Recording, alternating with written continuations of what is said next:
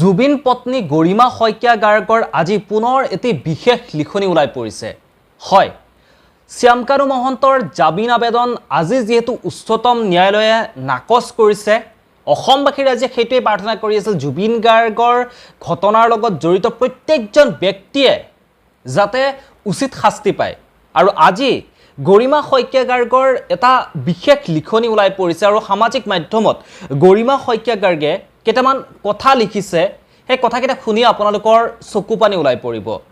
যেহেতু আজি শ্যামকানু মহন্তৰ যি জামিন আবেদন সেয়া সম্পূৰ্ণৰূপে নাকচ কৰা হৈছে, এক আনন্দৰ খবৰ বুলি ক'ব লাগিব, এটা ভাল লগা খবৰ। আৰু একেবাৰে 5 অক্টোবৰলৈকে আমি সকলোৱে ধৰিব পাৰোঁ যে 5 অক্টোবৰলৈকে শ্যামকানু মহন্ত তেওঁ জেলৰ ভিতৰতে থাকিব আৰু 5 অক্টোবৰ পিছত পুনৰ শুনানি হ'ব। তাৰ পিছত বাকী পিছৰ পৰিস্থিতি আমি দেখিবলৈ পাম কি হয় কি নহয়। আচলতে জুবিন গাৰ্গৰ ঘটনাৰ লগত জড়িত থকা প্ৰত্যেকজন ব্যক্তিয়ে তেওঁলোকে জেলত থকাৰ সময় কিন্তু তেওঁলোকৰ বিপদে যদিহে তেওঁলোকে জামিন লৈ বাহিৰলৈ ওলাই আহে তেতিয়াও তেওঁলোকৰ আৰু বেছিকৈহে বিপদ। গতিকে এটা কথাই আমি বিচাৰোঁ যে জুবিন গাৰ্গে ন্যায় পাওক, জুবিন গাৰ্গক যিসকলে শেষ কৰি দিলে, কাৰণ জুবিন গাৰ্গৰ অবিহনে বৰ্তমান যিবোৰ আধৰুৱা হৈ পৰিছে সকলোবোৰ থাকিও যেন কিবা এটা নাই, অসমখনত যেন কিবা এটা আধৰুৱা হৈ পৰিছে, সেয়া আমি সকলোৱে উপলব্ধি কৰিছোঁ। প্ৰত্যেকজন জুবিন অনুৰাগীয়ে এই কথাখিনি উপলব্ধি কৰিছে। আৰু গৰিমা শইকীয়া গাৰ্গে কি লিখিছে, গৰিমা শইকীয়া গাৰ্গৰ লিখনিটো মই আপোনালোকক শুনাই আছোঁ।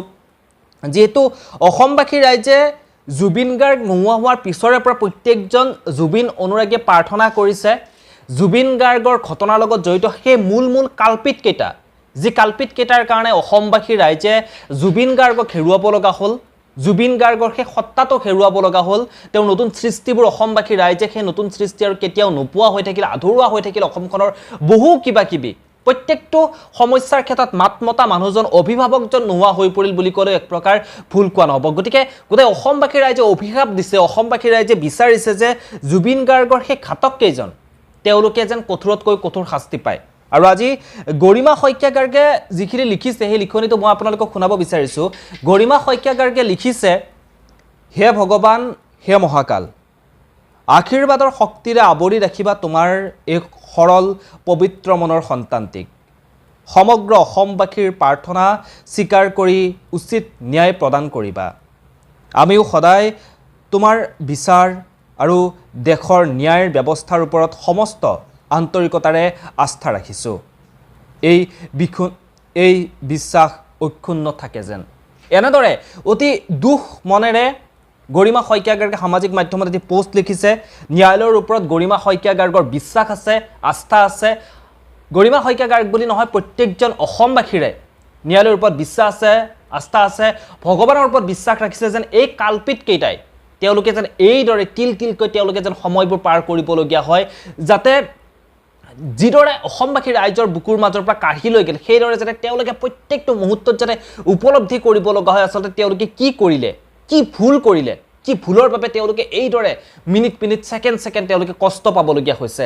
গতিকে সেয়া প্ৰত্যেকজন অসমবাসীয়ে বিচাৰিছে যেন তেওঁলোকে কঠোৰতকৈ কঠোৰ শাস্তি পাওক আৰু জুবিন গাৰ্গে ন্যায় পাওক। আৰু যদি জুবিন গাৰ্গে ন্যায় নাপায় তেতিয়াহ'লে কিন্তু ন্যায়ৰ ওপৰত যি আস্থা, যি বিশ্বাস, সেই আস্থা বিশ্বাস কিন্তু অসমবাসীৰ ৰাইজৰ এক প্ৰকাৰ হেৰাই যাব, নহয়নে?